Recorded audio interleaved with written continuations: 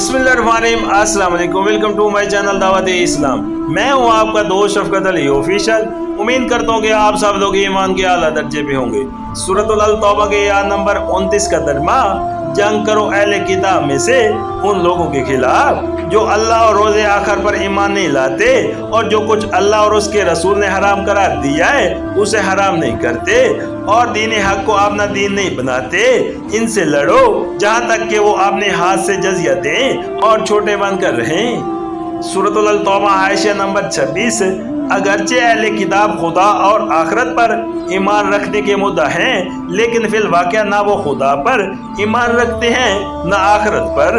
खुदा पर ईमान रखने के मानी ये नहीं है कि इंसान बस इस बात को मान ले कि खुदा है, बल्कि इसके मानी ये हैं कि इंसान अल्लाह को आला वहद और रब वहद तस्लीम करे और उसकी ज़ात, उसकी सफ़ात, उसके हकूक और उसके इख्तियारात में ना खुद शरीक बने ना किसी को शरीक ठहराए।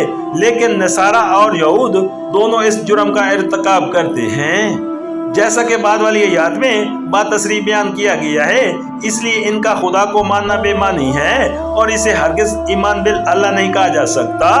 इसी तरह आखिरत को मानने के मानी सिर्फ यही नहीं है कि इंसान ये बात मान ले कि हम मरने के बाद फिर उठाए जाएंगे, बल्कि इसके साथ ये मानना भी जरूरी है कि वहाँ कोई सही सिफारिश, कोई फिदिया और किसी बुजुर्ग से मंतसब होना काम ना आएगा और न कोई किसी का गुफारा बन सकेगा। खुदा की अदालत में बेलाग इंसाफ होगा और इंसान के ईमान और अमल के सिवा किसी चीज का लिहाज न किया जाएगा।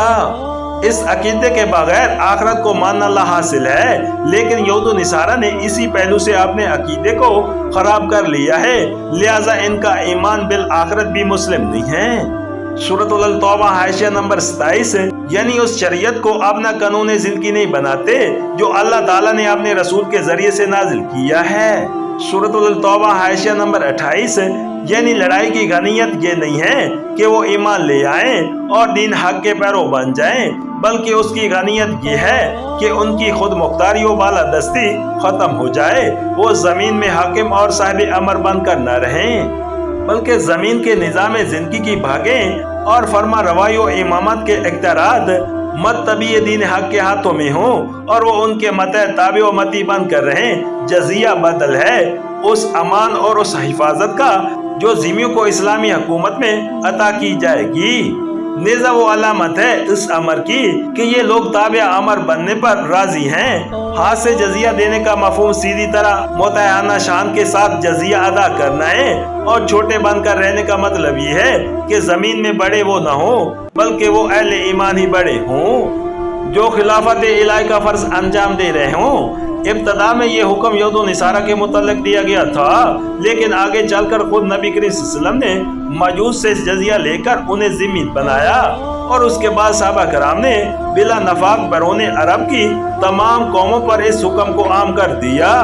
ये जजिया वो चीज है जिसके लिए बड़ी बड़ी माजरतें 19वीं सदी ईस्वी के दौरे मजल्लत में मुसलमानों की तरफ से पेश की गई हैं और इस दौर की यादगार कुछ लोगों में अब भी मौजूद हैं जो सफाई देने में लगे हुए हैं। लेकिन खुदा का दीन इससे बहुत बालो बतर है कि उसे खुदा के बागियों के सामने माजरत पेश करने की कोई हाजत हो।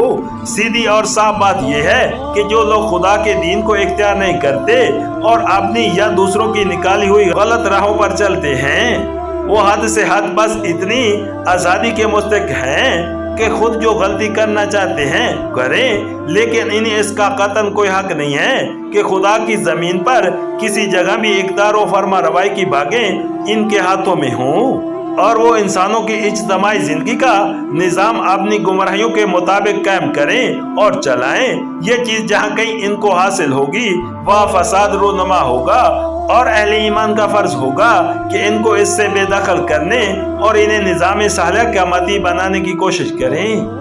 अब रहा यह सवाल कि ये जजिया आखिर किस चीज की कीमत है, तो इसका जवाब ये है कि ये उस आज़ादी की कीमत है जो इन्हें इस्लामी इक़्तिदार के तहत अपनी गुमराहियों पर कायम रहने के लिए दी जाती है और इस कीमत को इस सालिह निज़ाम हुकूमत के नज़्म व नसूक पर सर्फ होना चाहिए जो इन्हें इस आज़ादी के इस्तेमाल की इजाज़त देता है और इनके हकूक़ की हिफाजत करता है। और इसका बड़ा फायदा ये है کہ جزیہ ادا کرتے وقت ہر سال دیمیوں میں یہ احساس تازہ ہوتا رہے گا کہ خدا کی راہ میں زکوٰۃ دینے کے شرف سے محرومی اور اس کے بجائے گمراہیوں پر قائم رہنے کی قیمت ادا کرنا کتنی بڑی بدقسمتی ہے جس میں وہ مبتلا ہیں۔